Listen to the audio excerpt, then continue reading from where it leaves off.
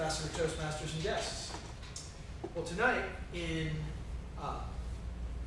the theme of going back to school, what I remember about going back to school more than anything else is the season, the fall season. And that means football. So tonight I'll tell a little story about football. And because it ties in with school, I'll also do a little teaching. My teaching subject will be about body language.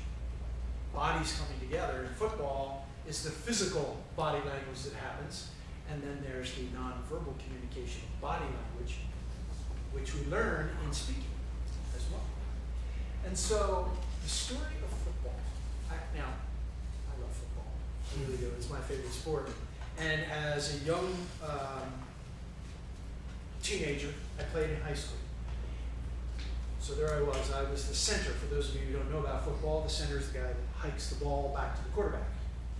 And I prided myself. I wanted to be successful, the absolute best at hiking the ball back to the punter, who on certain plays, you would punt the ball to the opposing team. And what I prided myself on were two things: getting the ball back in a perfect spiral to the perfect position to the punter so he could kick the ball as far as he could.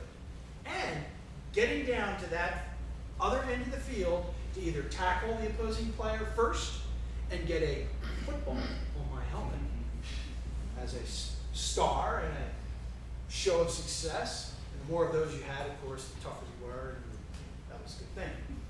And so this one occasion, we were playing a team, and I honestly don't remember the name of the team, but there I was, players lined up, smell of the grass, crowd murmuring. I hike the ball, perfect spiral. The kick goes off. You stand and you wait for a moment to hit the opposing player, block them from coming in and stopping the punt. But that didn't happen. The punt went off and it went. And I took off like a shot down the field, running as fast as I could. And out of the side, sort of my right side, I could hear Tom Loader, the captain of the team, saying, and suddenly, funk, the ball kind of hit me before it hit the ground or the other opposing players. And sometimes in our success and my zeal, I get in my own way. Well, that's not the end of the story. Because on Tuesdays, we would see the films of the previous game.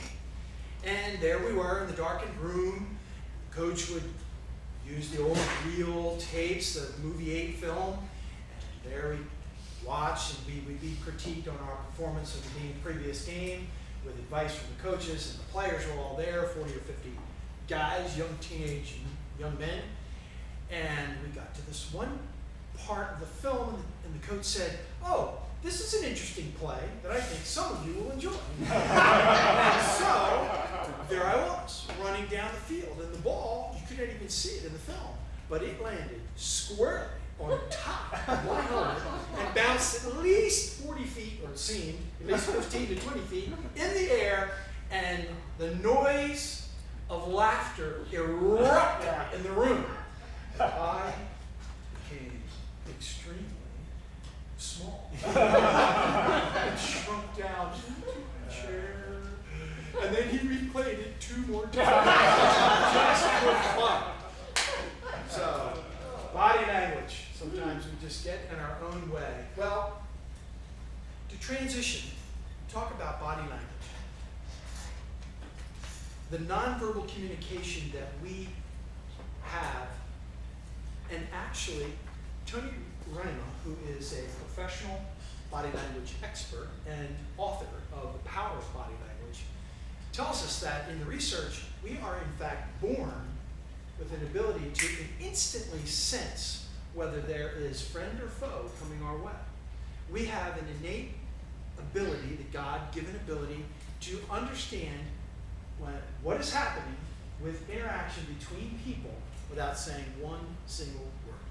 It's an amazing thing that we have as an ability. Well, in teaching body language in sales training classes and those types of things, a couple of things that are common that are also good for presentation skills are: let the audience see you. stand near the lectern quite as much. There are a couple of other suggestions that they talk about being able to read body language. A hand to the ear can mean either I'm listening intently to you, or I really don't want to listen to you at all. I'm tired of this. A hand to the nose, finger to the nose. That's an interesting one because it can mean that someone is in fact lying about something. They're either very anxious, or they're lying, or they're anxious about their lying. Hand to the chin means that you are intently listening to the person that is speaking. So thank you very much. Much appreciated. It's very interesting to take the time to really understand body language and what we are and how we are communicating with each other. And I would encourage you all to do that. In fact, learn about this because it is part of the speaking capabilities that we have and that we learn here at Toastmasters. One quick story, I have to read this because I could not remember it. It's a Yogi Berra saying, and all of us who have heard of yogiisms, you can observe a lot just by watching. It's strange. Yogi would say some interesting things.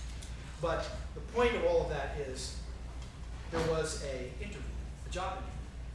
And after 2 or 3 of the interviewees, the person was now to go and meet the manager. The manager interviewed for about 20 or 30 minutes and left the room. And the interviewee sat there. What happened? The manager never came back. He went to one of the other people that he had met as previous and said, what happened to Bob?